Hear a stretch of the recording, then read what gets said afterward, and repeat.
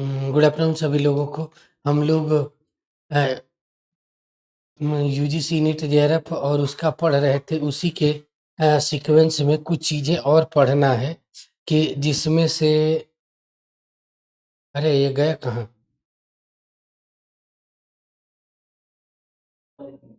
है ठीक है। हम लोग जो पढ़ रहे थे तो उसी के अंतर्गत कुछ बेसिक चीज़ें और देखेंगे। जैसे हमने भारतीय दर्शन को समझ लिया था, भारतीय दर्शन को समझ लिया था कि कैसे पढ़ा जाएगा, कैसे पढ़ा जाएगा।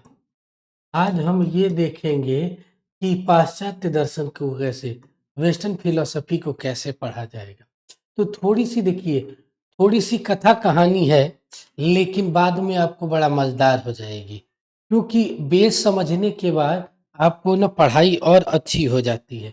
तो ग्रीक दर्शन क्या है कि ग्रीक दर्शन क्या है कि आश्चर्य करो तो जानो पर क्या है, आश्चर्य करो तो जानो। ये स्लोगन स्टेटमेंट पर आधारित एक फिलॉसफी है। जो भी फिलॉसफी में इसमें डेवलपमेंट हुआ, आश्चर्यचकित आश्चर्य के आधार पर देखने का प्रयास किया गया है। विश्व के सभी देशों में थोड़ी सी इसकी भूमिका हम पढ़ते हैं। ये भूमिका है, भूमिका आपको फैक्ट के रूप में कंसेप्ट को समझने में थोड़ी सी मदद करेगी।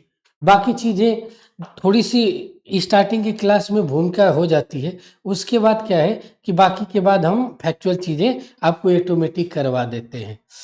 तो थोड़ा सा देखिए, जिस तरीके से भारत और चीन में एक प्राचीनतम सभ्यता रही है, उसी तरीके से यहाँ भी प्राचीनतम सभ्यता रही है। ठीक है, और उन्होंने अ, हर विषय वस्तुओं को, वहाँ के जितने महात्माओं ऋषि मुनि थे, उन्होंने आश्चर्य की आधार पर हर विषय वस्तुओं को वास्तविकता से जोड़कर मूल्यांकित करने का प्रयास किया था। उसी कड़ी में आगे की चीजें हम देखेंगे थोड़ा सा, तो आपको दिखेगा कि जिस प्रकार भाषा और संस्कृति का विकास होता गया, उसी तरीके से इनका भी विकास होता गया। ये थोड़ा सा भूमिका पढ़ लीजिएगा। ठीक है, यहाँ पर जैसे ग्रीक दर्शन की उत्पत्ति पाश्चात्य देशों से हुई। ग्रीक दर्शन की उत्पत्ति के समय मिस्र मिस्र को जब मिस्र क्या है कि एक प्रकार से पूरे यूनान का पाश्चात्य दर्शन का हब के रूप में रहा है, सेंटर के रूप में रहा है, जहाँ दार्शनिक विचारों की विकास की बात की जाती है। ठीक है, तो अ, भारत देश के समान यहाँ भी इस तरीके की चीजें देखने को मिलती है, जहाँ कुछ स्टार्टिंग में थेल्स जैसे थेल्स, पाइथागोरस पाइथागोरस जैसे दार्शनिक थे। उन्होंने भौतिक गुणों के आधार पर हर विषय वस्तुओं को मूल्यांकित करने का प्रयास किया था। उसी कड़ी में हम लोग कुछ और देखने का प्रयास करेंगे। इसमें उनका कैसे पता चलेगा? अच्छा, ठीक है। कमेंट यदि अ, आप नाम बताइए, कौन आपका क्या नाम है?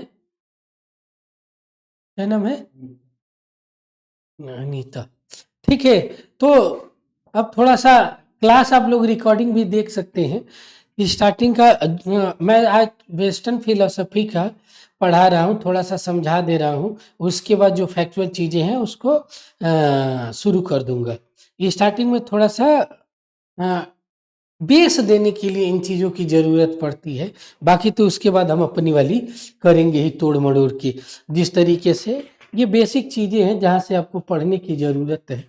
ठीक है, कि किस तरीके से ऐतिहासिक पृष्ठभूमि के रूप में यूनान को जाना जाता है, जिन्होंने प्राकृतिक विषय वस्तुओं को आधार बनाकर हर चीज़ों को मूल्यांकित करने का प्रयास किया। ये चीज़ें आपको यहाँ पर लिखा गया है। अब यहाँ से कुछ चीज़ें देखने को मिली कि ग्रीक दर्शन क्या है, ग्रीक दर्शन की उत्पत्ति के क्या क्या प्रमाण है और उसकी स्वतंत्र विचारधाराएं क्या थी। परंपरागत रूढ़िवादियों से हटकर किस तरीके से उन्होंने इसको सोचने का प्रयास किया था और कितने भागों में बांटा गया है। बेसिकली ये माना जाता है कि पाश्चात्य दर्शन पाश्चात्य दर्शन बेसिकली क्या है कि आपका लगभग छठी बीसी ईसा पूर्व जिसे कहते हैं, ईसा पूर्व के समय की शुरुआत देखने को मिलती है। ठीक है, यहाँ पर पाश्चात्य दर्शन को की उत्पत्ति मिलती है, जहाँ थेल्स, पाइथागोरस जैसे लोगों ने धीरे धीरे मूल्यांकित किया। उसको सुव्यवस्थित क्रम ग्रीक दर्शन में आके मिला और इसी क्रम के आधार पर पूरी फिलोसफी, वेस्टर्न फिलोसफी में ग्रीक फिलोसफी को 3 भागों में बांटा गया। पहला सुकरात। सुकरात को क्या कहा जाता है? सुकरात वह पहले वास्तविक पथ प्रदर्शक, समाज सुधारक और दार्शनिक थे, जिन्होंने पूरा का पूरा वेस्टर्न समाज में एक ऐसी क्रांति दिया जहां स्वतंत्र होकर सोचने की प्रथा का शुभारंभ हुआ। और वहीं से फिलॉसफी हमेशा क्या करती है, आपको स्वतंत्र होकर सोचने का एक आयाम देती है। अब मैं ये मान के चलता हूं कि आपको इतना पता है कि दर्शन शास्त्र क्या है। अ, एक बात बताओ, ये चीजें बताने की जरूरत तो नहीं पड़ेगी ना? थोड़ा सा ये चीज देख लेना कि क्या ये चीजें आपको बताने की जरूरत पड़ेगी।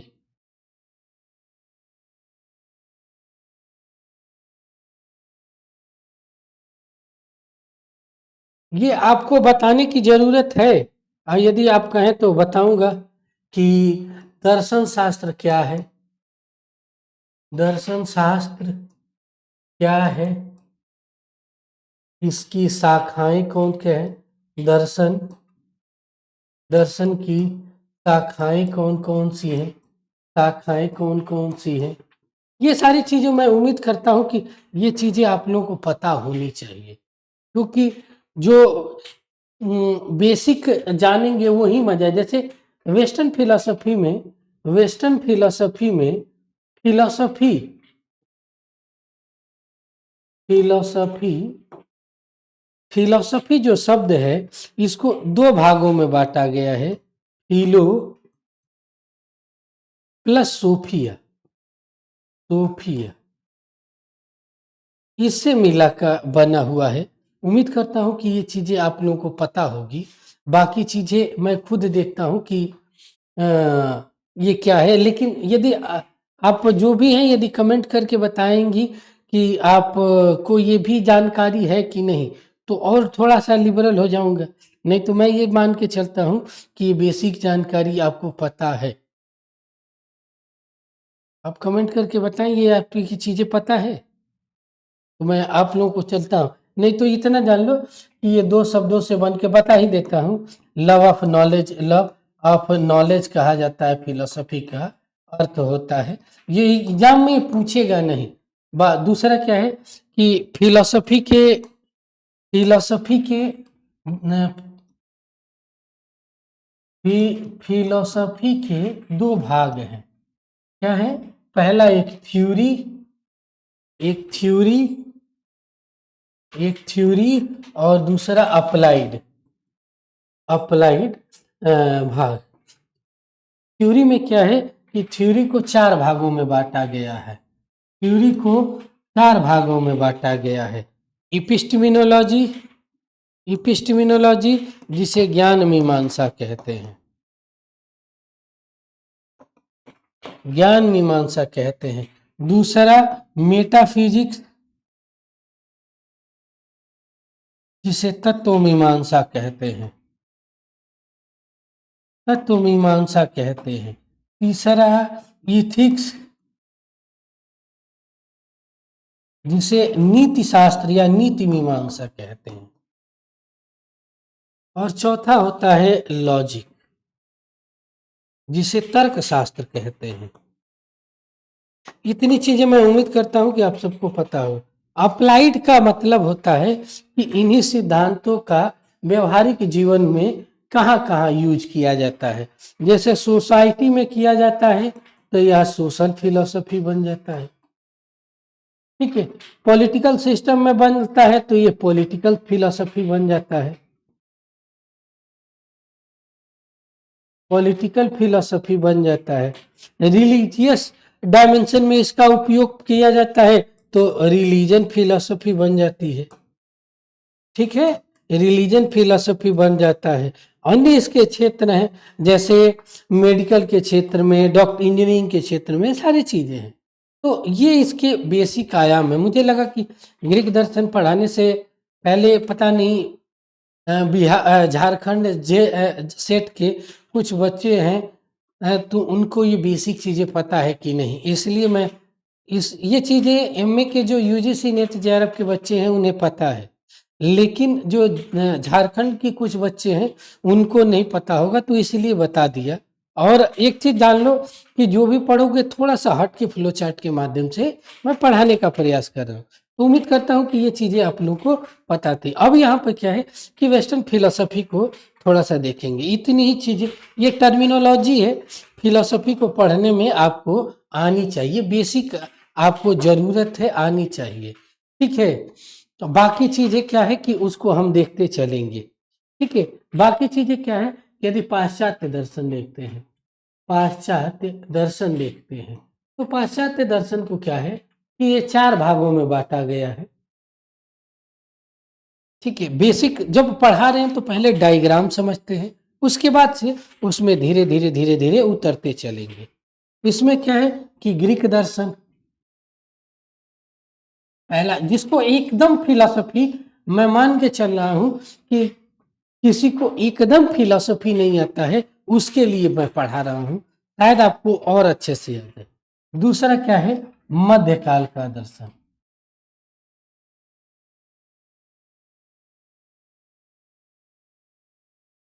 और तीसरा क्या है, तीसरा है आधुनिक काल, और चौथा है समकालीन पाश्चात्य दर्शन। ये 4 काल कार्यकाल है, इसमें 3 है, इसको मैं खींच के समझाऊंगा ना उसके बाद ज्यादा होगा। पूर्व सुकरात युग, ग्रीक दर्शन को सुकरात दर्शन युग भी कहा जाता है, दर्शन का युग भी कहा जाता है,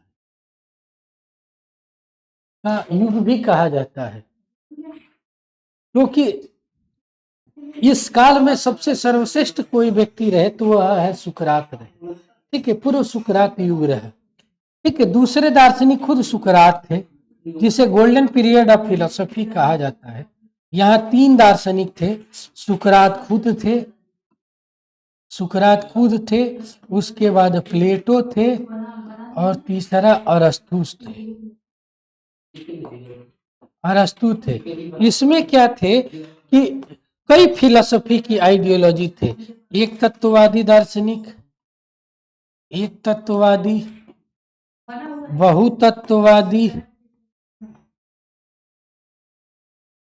ठीक है, तीसरा परमाणुवादी, अणुवादी, परमाणुवादी, संदेहवादी,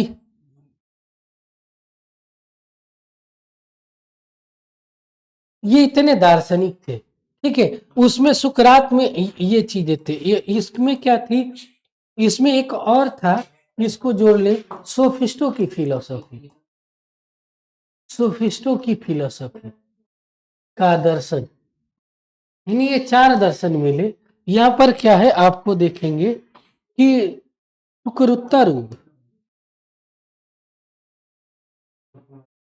युग, सुकरात के बाद का युग, यहाँ पर क्या है, एपिक्यूरियन,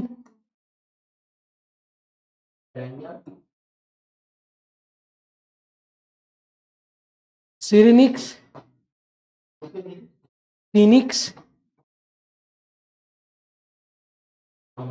ठीक है, ये सारी फिलॉसफी थी।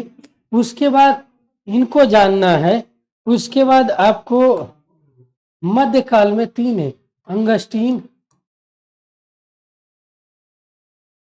एंसेलम, एक्विनास,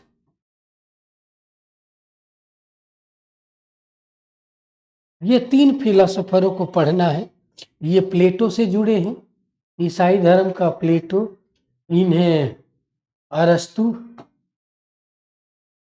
इन्हें नहीं, ये अरस्तु हैं, ये अरस्तु, अरस्तु, और इन्हें फिलोसफी का वैद कहा जाता है।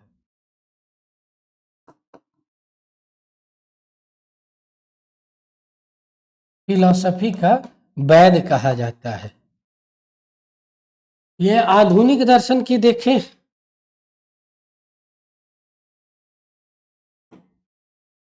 आधुनिक दर्शन में 3 चीजें, बुद्धिवाद जिसमें डीएसएल है,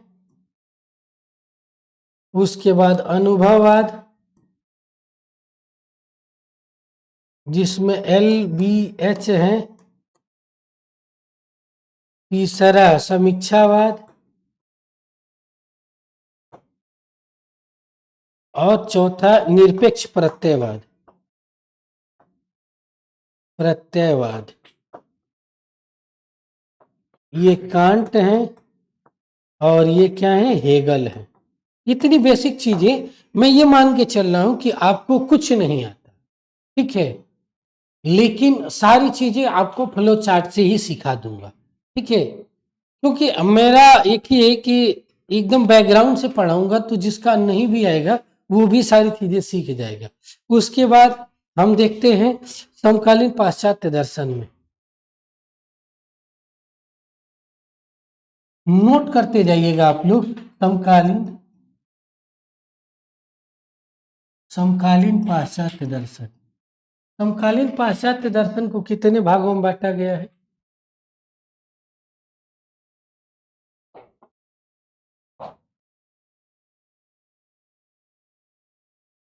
सामान्य, हाँ,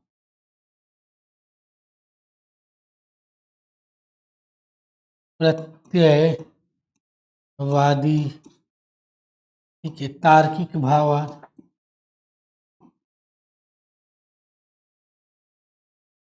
वाद, उसके बाद अस्तित्ववाद, वाद, उसके बाद फिनोमिनोलॉजी, उसके बाद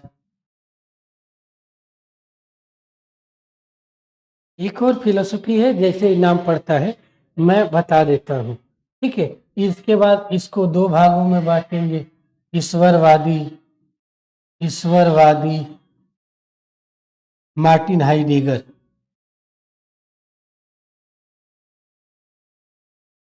और दूसरा सात्र निरीश्वरवादी।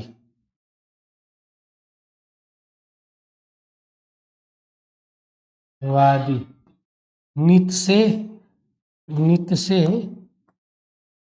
या सात्र, याद रखिएगा। फिनोमिनोलॉजी में हुर्सल है, इसमें वेटिंगस्टीन है, ठीक है। ये बेसिक चीजें हैं। इतनी चीजों के बाद कुछ चीजें और है जिसको, ठीक है, एक बार ना आपको पूरा ओवरऑल ना खाका मिल गया तो अब ना आपको पढ़ने में दिक्कत नहीं होगी। इसमें एक चीज और है, यहाँ पर हो जाएगा उपयोगितावाद, उपयोगितावाद।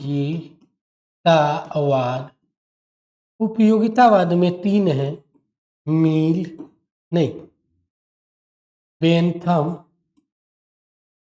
बेंथम, मील, सिजविक,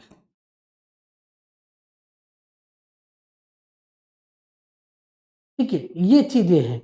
उसके बाद यहाँ पर सामान्य अवधारणाओं को क्रिटिसाइज करने में कुछ विचारधाराएं आपको प्रत्ययवाद के खंडन में मूर मिलते हैं, भाषा के आधार पर रसेल मिलते हैं, इनको भी हम पढ़ते चलेंगे। तो ये पूरा समकालीन पाश्चात्य दर्शन का एक रूप है। यानी आप ओवरऑल कहाँ से कहाँ तक समझ लिए कि थेल्स से लेकर पाश्चात्य के नीत्शे की फिलॉसफी तक किन किन को कैसे कैसे पढ़ना है। अब इन्हीं सब में जितने भी फिलोसोफर को मैंने बताया, इन्हीं को अलग अलग डायमेंशन में हमें देखते चलना है। एग्जाम्पल के तौर पर जैसे मान लीजिए कि हमें उपयोगितावाद देखना है, तो देखो हमें पढ़ना कैसे है। बेंथम किस पर थे, तो ये परिणाम पर आधारित फिलोसफी को मानते थे, परिणाम पर आधारित। ये किस पर, गुण के आधार पर मानते थे। ये मिक्स करके आदर्श कंडीशन को स्थापित करते हैं, यानी कहने का मतलब कि ये तीनों को एक साथ पढ़ेंगे। ठीक है। उसके बाद ईश्वरवादी में आस्तिक दर्शन में 3 है और नास्तिक दर्शन में 3 है। तीनों को कंपेयरिंग करके पढ़ेंगे, तब जाके मजा आए। ठीक है। तो आपको पाश्चात्य दर्शन का पूरा रोड मैप समझ में आ गया। अब हम चलते हैं मेन मुद्दे की तरफ। ठीक है। और मेन मुद्दा क्या कहता है, थोड़ा सा हम देखें कि मेन मुद्दा क्या कहता है। मेन मुद्दा क्या कहता है, ठीक है। मेन मुद्दा इससे आएगा ना, पीडीएफ वाला।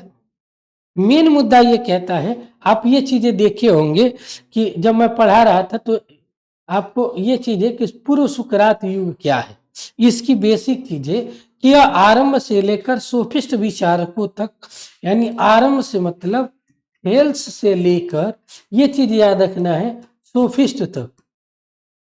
सोफिस्ट तक की फिलॉसफी को लेकर चलता है। यह तत्व संबंधी, ये चीजें इंपॉर्टेंट है, यह तत्व संबंधी जिज्ञासा का युग था।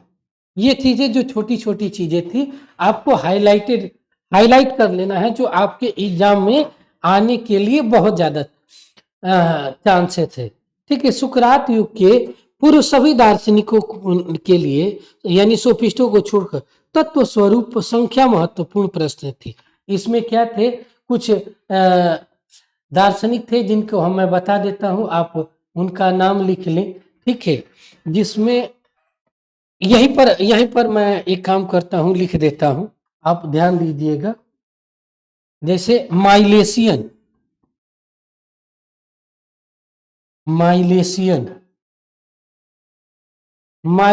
युग के फिलोसोफर।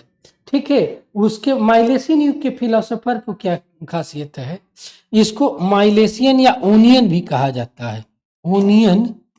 ओनियन युग के दार्शनिक। इसका जो टाइम पीरियड है,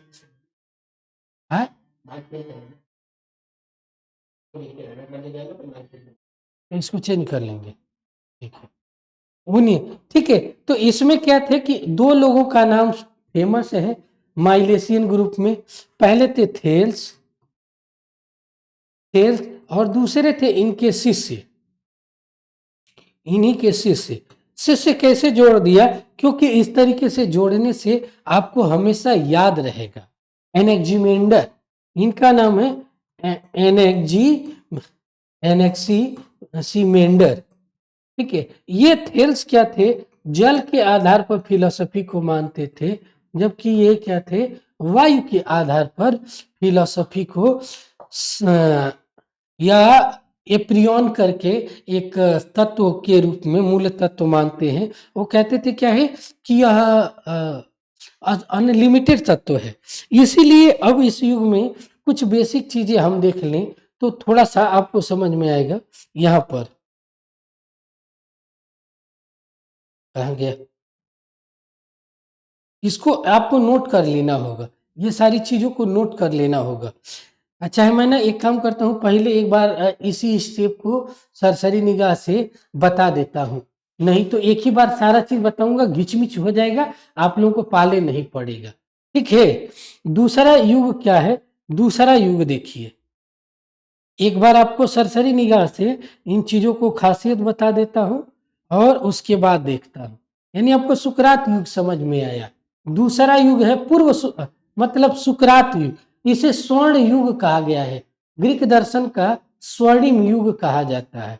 यह युग 5वीं शताब्दी से लेकर मध्य 322 ईसा पूर्व तक था। इस युग में विश्व विभूति सुकरात, प्लेटो और अरस्तु उत्पन्न हुए थे।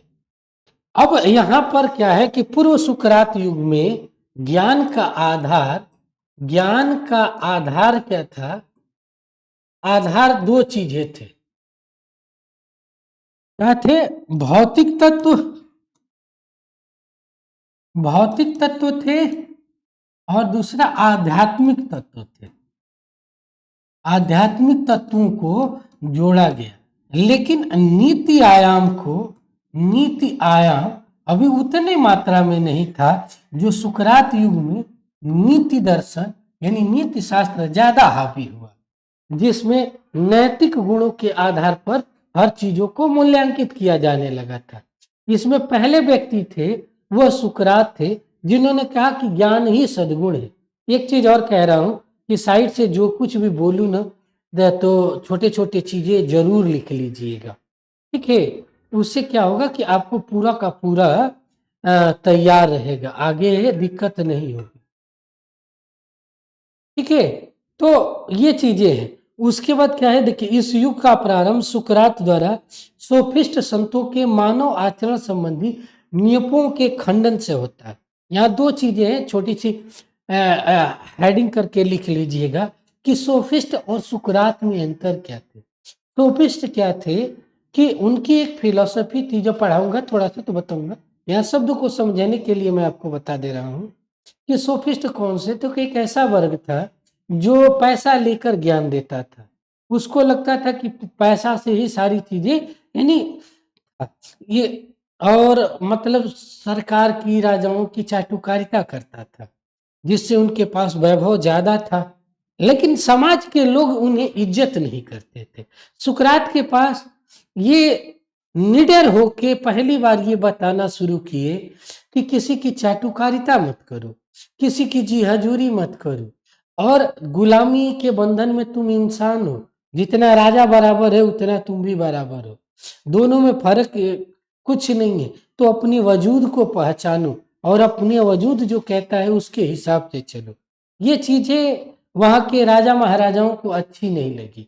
देखो, फिलॉसफी की कुछ चीजें यदि ना इस कहानी बना के सीखोगी तो बहुत जल्दी याद हो जाएगी, और लंबा रहे, इसलिए मैं स्टोरी बना के बात है। तो सोफिस्टों को पैसा रुपया सब कुछ होता था, सरकार के वो दलाल के रूप में काम करते थे। लेकिन सुकरात की फिलॉसफी थी कि इन चीजों का खंडन करती थी, सरकार की आलोचना करती थी, रूढ़िवादी चीजों का खंडन करती थी। इसलिए ये सुकरात को पूरी यूनान की जनता बहुत प्यार फैलाई करती थी। एक फिलोसोफर थे, कहते हैं कि सुकरात कैसा था, तो एक लाइन है कि मैले कुचैले कपड़ों में एक आदर्श दिल धड़कता था। लोग अपने घरों के दरवाजे खोले रखते थे कि एक बार सुकरात आएंगे, हमारा घर धन्य हो जाए। तो इस तरीके की आइडियोलॉजी थी। और जब सोचो कि जिसके पास बहुत पैसा रुपया हर चीज है, उसके बावजूद भी आपको इज्जत नहीं मिलता है, और एक ऐसा वर्ग है जिसके पास कुछ नहीं है, लेकिन जिस घर से चलता है, जिधर चलता है, लाखों कारवां चल देते हैं, तो जलन तो होगी। सुकरात की मृत्यु में सबसे बड़ा विष देके मारा गया था। उसमें एक बहुत बड़ा कारण यहाँ के सोफिस्ट वर्ग के जो फिलोसफर थिंकर थे, उनकी भी बहुत बड़ी हार कारण है, क्योंकि उनको लगता था कि ये रहा तो हमारी रोजी रोटी नहीं चल पाएगी, इसलिए उन्होंने इसको उनको मरवा दिया। महात्मा सुकरात का मुख्य कार्य मानव के लिए उपयोगी नैतिक मूल्यों को आविष्कार करना था। बाद में प्लेटो और अरस्तु ने इसे प्रमाण और तत्व मीमांसा के रूप में परिलक्षित किया। कहा जाता है कि गुरु व शिष्य बनो तो प्लेटो जैसा। प्लेटो अब तक का सबसे महान शिष्य कहा जा सकता है, जिन्होंने अपनी जीवन में जितनी भी किताबें लिखे उसमें हर जगह पर ये नहीं कहा कि मैं कहता हूं, उन्होंने कहा कि सुकरात ये कहता था, यानी अपने गुरु को सर्वोपरि करके सारी चीजों को मूल्यांकित किए। और शायद रियलिटी ये कहा जाए कि पूरे पाश्चात्य जगत में एक ही फिलोसफर, मुझसे पूछा जाए तो मैं एक ही बोलूंगा कि पूरे पाश्चात्य जगत में एक ही फिलोसफर हो, वो है प्लेटो। इसीलिए कहा जाता है philosophy is Plato and Plato is philosophy. ये स्टेटमेंट बहुत जानने योग्य है, इसको आप जानते रहेंगे तो काम करेगा, क्योंकि कभी कभी ना ये पूछ लेता है, तो वहां पर आपको जानना बहुत जरूरी है। तो सुकरात के उपयोगी थे। अरस्तु ने प्रमाण तत्व और नीति शास्त्र संबंधी प्रश्नों पर विचार करने के लिए भी बल देते हैं। ठीक है, तो इन चीजों को हम थोड़ा सा आगे देखते चलेंगे। ये पहला युग था, रियल में ये पहला समय था जब फिलॉसफी को समझाया गया, बताया गया कि फिलॉसफी ऐसे होती है। उससे पहले जितने लोग थे, कोई तत्व मीमांसा को फिलॉसफी बताता था, कोई ज्ञान मीमांसा को फिलॉसफी बताता था, कोई नीति चीजों को फिलॉसफी बताता था, लेकिन ये पहला युग है जिसने पूरी फिलॉसफी को डायमेंशन में बदल कर पूरा एक प्लेटफॉर्म दिया। इसीलिए पाश्चात्य जगत में इस युग को स्वर्ण युग के रूप में जाना जाता है, दर्शन का स्वर्ण युग। अगला देख लेते हैं इसमें। और बड़ी विचित्र चीजें है ना कि प्लेटो जितना आदर्श शिक्षक शिष्य बना, उसी का शिष्य अरस्तु था, उतना ही अपोजिट बना। इसीलिए प्लेटो और अरस्तु में 36 मतलब 36 का तो नहीं कह सकते हैं।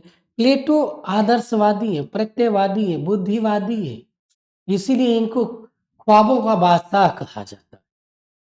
जबकि ये क्या है, अनुभववादी है, व्यवहारवादी है, प्रैक्टिकल चीजों को ज्यादा इंपॉर्टेंस देते हैं। इसीलिए क्या है कि इसे आधुनिक दुनिया का वास्तविक दार्शनिक के रूप में मूल्यांकित किया जाता है।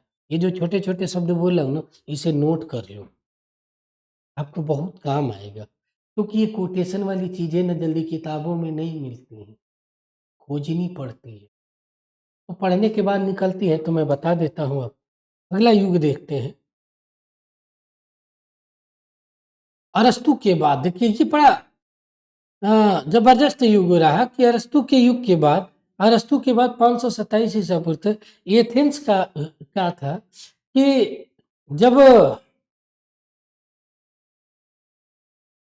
जब अरस्तु को इस बात का मतलब, अरस्तु मर गए, अलेक्जेंडर मतलब विश्व विजेता सिकंदर भी, ये माना जाता है कि विश्व विजय के लिए उकसाने वाला सिकंदर को अरस्तु था।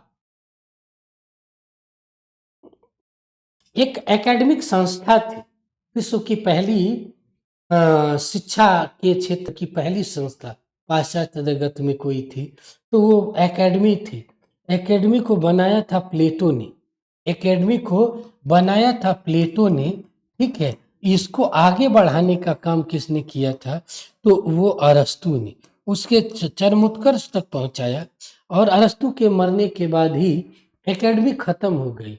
और एकेडमी खत्म होने का मतलब ये था कि लोगों के अंदर स्वतंत्र विचारधाराएं खत्म हो, खुल के सोचने की आइडियोलॉजी खत्म हो गई। ठीक है, अब एक नए युग का प्रतिपादन की तरफ अग्रसर होना था, और यही से ये चीजों का उत्पत्ति हुई। इसमें कुछ लोग एपिक्यूरियंस वर्ग निकला, उसने उनको समझ में आ गया था कि स्वतंत्र आइडियोलॉजी करेंगे तो सरवाइव नहीं करेंगे, तो उन्होंने सुख को अलग अलग तरीके से परिभाषित करना शुरू किया, जहां पैसे के आधार पर हर चीजों को परिभाषित किया जाने लगा था। उसी चीज को हम देखेंगे कि किन चीजों से परिभाषित किया गया। ठीक है, तो ग्रीक दर्शन की उपयोगिता देखिए कि जिस प्रकार से भारतीय दर्शन में के बीज वेदों का महत्व है, उसी प्रकार पाश्चात्य दर्शन का मूल रूप किससे है, तो ग्रीक दर्शन में है। तो ये कंपेयरिंग स्टडी की चीजें देखेंगे कि भारतीय दर्शन का आधार क्या है। कल मैं एक वीडियो ये अपलोड किया हूँ, भारतीय दर्शन को कैसे पढ़ा जाए और क्या क्या। भारतीय दर्शन का आधार वेद, उपनिषद, उपनिषद मेन रूप से उपनिषद माने जाते हैं।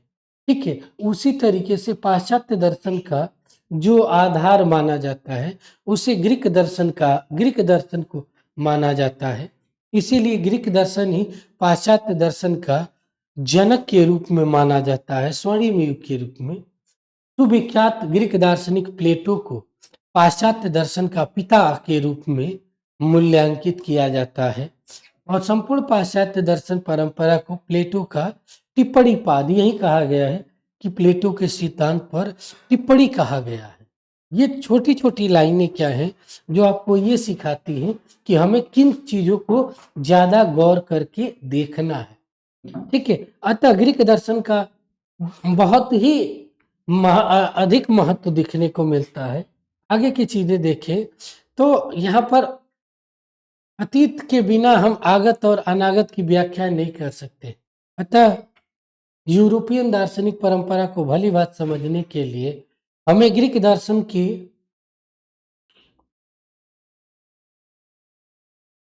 ज्ञान को नितांत आवश्यक समझकर इसको समझने की जरूरत है।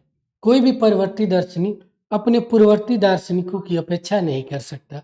वर्तमान दर्शन में कई महत्वपूर्ण अंग जैसे तत्व मीमांसा, ये चीजें मैं आपको समझाया कि तत्व मीमांसा क्या है।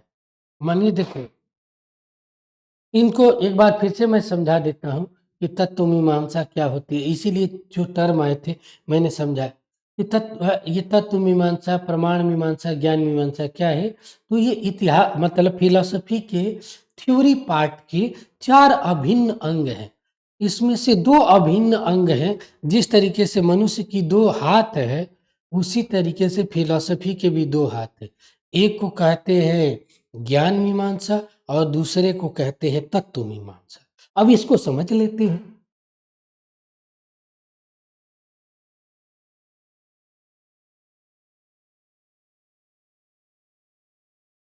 यहाँ छोटे-छोटे तत्वों को तोड़ के समझेंगे। तत्व मीमांसा क्या है कि तत्व और प्लस मीमांसा। तत्व मतलब सृष्टि के मूल तत्व और मीमांसा माने विश्लेषण। सृष्टि के मूल तत्व जिससे संपूर्ण सृष्टि की हर विषय वस्तुओं का व्याख्या होती है, उसे क्या बोलते हैं? तत्व मीमांसा। जैसे किससे ईश्वर ने बनाया है, आत्मा है, ये सारी चीजें क्या है? पंच महाभूत है। ये किसके हैं? तो ये तत्व मीमांसा के पार्ट है। प्रमाण, प्रमाण मतलब इसे ज्ञान, वैलिड प्रमाण किसे कहते हैं? तो वैलिड नॉलेज का साक्ष्य को क्या बोला जाता है? प्रमाण बोला जाता है। इसीलिए प्रमाण यानी ज्ञान, ज्ञान और मीमांसा, ज्ञान प्राप्त करने के साधन का विश्लेषण किया जाए तो उसे क्या बोलेंगे? ज्ञान मीमांसा। और आचार मीमांसा, आचार मीमांसा का मतलब आपके कैरेक्टर, नीति नैतिक गुणों का विश्लेषण करने के कारण उसे क्या बोला जाएगा? नीति मीमांसा कहा जाएगा। तो ये तीनों चीजें आपको समझ में आ गई होगी। ठीक है, इसी तरीके से सारी चीजें हम देखते चलेंगे। जहाँ पे भी जो टर्म होगा मैं आपको समझाता चलूंगा। ठीक है, आप देखते चलिएगा।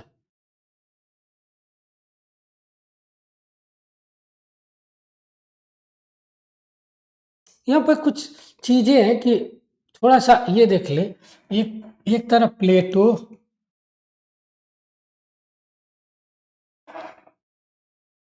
और दूसरी तरफ अरस्तु।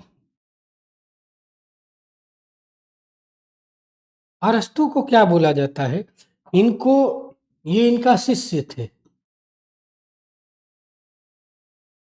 अरस्तु के थे, प्लेटो के शिष्य थे। ये क्या थे? बुद्धिवादी दार्शनिक थे, प्रत्ययवादी।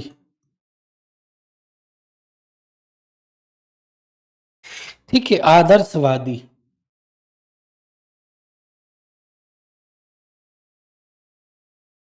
ये क्या थे? अनुभववादी।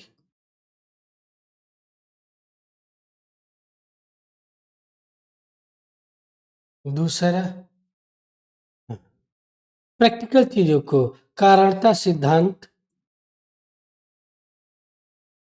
सिद्धांत या मैटर और फॉर्म, और फॉर्म, फॉर्म के व्याख्या करता थे। तो ये चीजें था इनका। आगे की चीजें देखते हैं। इन चीजों को नोट करके रखना है हमें। अब यहाँ पर देखिए, यहाँ पर कुछ तत्व है। ठीक है, कि इस दर्शन की क्या थी कि जो पूर्व सुकरात युग के जितने भी दर्शन था, तो इसकी की फीचर क्या थे कि पहले जो चीजें स्टार्ट हुई जैसे थेल्स से, तो क्या थे? ये एक तत्ववादी थे, एक तत्ववादी थे। और एक तत्ववादी होने के कारण और प्रकृति के 5 तत्व, 5 मूल तत्व मूल तत्वों पर काम किए, जिसमें क्या है, अग्नि, वायु, आकाश, जल, पृथ्वी। इसको कहा, इन्हीं तत्वों पर ये प्रकृतिवादी दृष्टिकोण हावी होता है। इसीलिए इस दर्शन का क्या नाम है कि इस दर्शन को कहा जाता है एक तत्ववादी। इन्होंने एक एक तत्वों को आधार बना के लिखा, जिसमें से थेल्स थे, सृष्टि का मूल तत्व क्या है, इस पर आधारित ये पूरी फिलॉसफी। तो कुछ लोग कहते हैं कि सृष्टि का मूल आधार क्या है, तो जल है। कुछ लोग कहते हैं कि सृष्टि का मूल आधार क्या है, वायु है। ठीक है, कुछ लोग कहते हैं कि सृष्टि का मूल आधार क्या है, अग्नि है। तो इस तरीके से हर चीजों को आधार बनाकर इन लोगों ने बताने का प्रयास किया। और उसमें कौन कौन से दार्शनिक के नाम जरूर याद रखना है, जैसे थेल्स थे, एनेक्जिमेंडर थे, एगमेनीज थे, हेराक्लाइटस थे, परमेनाइडीज थे। ये सारे लोग इसी तरीके से थे। कोई एक को मानता है, कोई दो को मानता है, मान के चलता है। तो ये क्या है कि प्राकृतिक दार्शनिक कहा जाता है इन्हें। इन्हें मेटेरियलिस्टिक चीजों के आधार पर, भौतिक तत्वों के आधार पर इन चीजों को ये एक्सप्लेन करते हैं। इसलिए इसे क्या बोला जाता है कि ये एक तत्ववादी थे। अब दूसरा चीजें हम देखेंगे,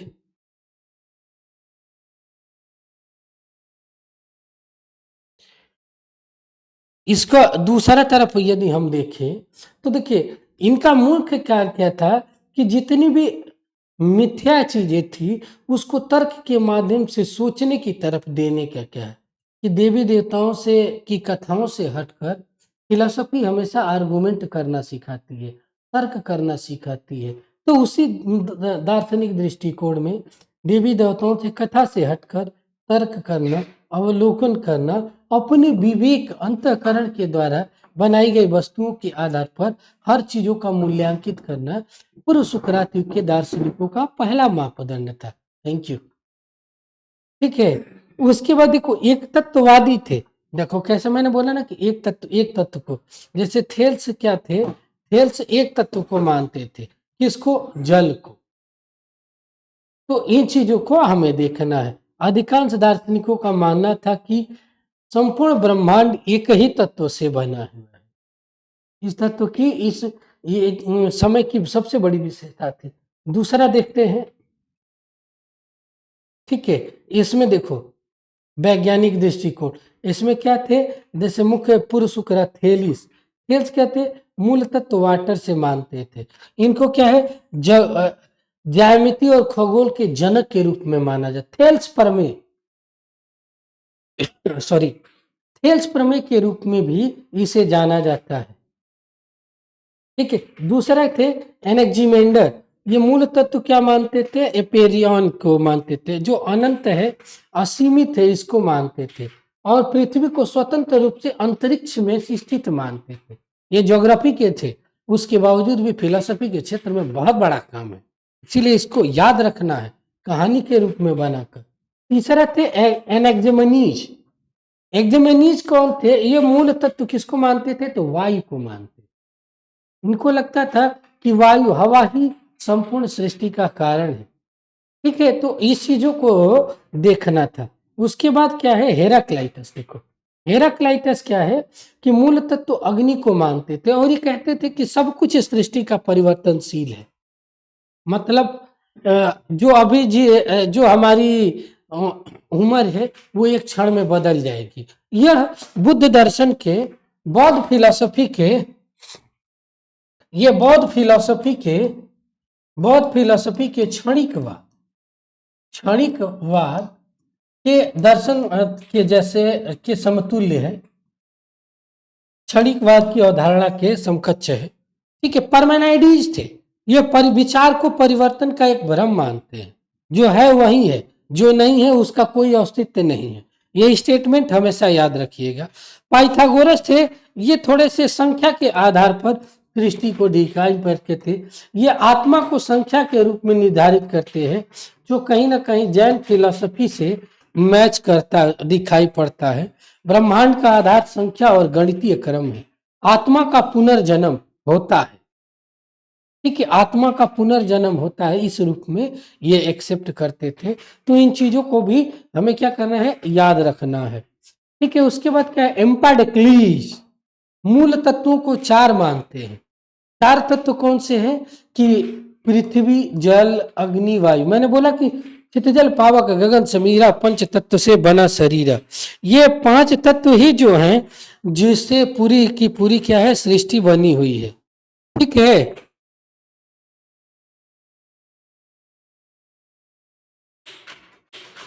ये पांच तत्वों से मिलकर बना हुआ है। उसी में से ये चार तत्वों को जोड़ने का प्रयास करते हैं। यही चीजें आपको याद रखने की जरूरत है एग्जाम में। आप बेस समझ लिए, अब इसको याद रखेंगे, ऑटोमेटिक आपको हमेशा याद हो जाएगा, ठीक है। तो ये मूल तत्व है। एनएक्जीगोरस क्या है कि मूल तत्वों को बीज सीड्स के रूप में मानते हैं और ब्रह्मांड का नौस को मानते हैं, नौस, NOUS, नौस को मानते हैं माइंड के द्वारा। ल्यूपियस या डिमेट्रियस ये परमाणुवादी दार्शनिक है, परमाणुवादी दार्शनिक है, इसीलिए इन्हें क्या है, परमाणुवाद का जनक के रूप में भी जाना जाता है। तो एक चीज और है कि आपने आज इन चीजों को देखा, और एक तो नई चीज बताते हैं जो अपने साथ के लोगों को बताइएगा कि जो जे सेट था और यूजीसी इस बार का जो जे सेट और यूजी नेट JRF की जो बैच थी, जो 1999 की थी, उसको 999 रुपए में कर दिया गया है। तो ज्यादा से ज्यादा जो लोग भी झारखंड का सेट का और यूजीसी नेट का जल्दी से रिवीजन करना चाहते हैं, हर चीजों को पढ़ना चाहते हैं, वो जल्दी जल्दी अपना एडमिशन ले ले, क्योंकि ये बहुत कम समय के लिए, स्टार्टिंग के कुछ दिनों के लिए ही ये किया गया है 999 के रूप में। जो केवल और केवल स्टार्टिंग के 50 स्टूडेंट है जिनके लिए ये है, ठीक है।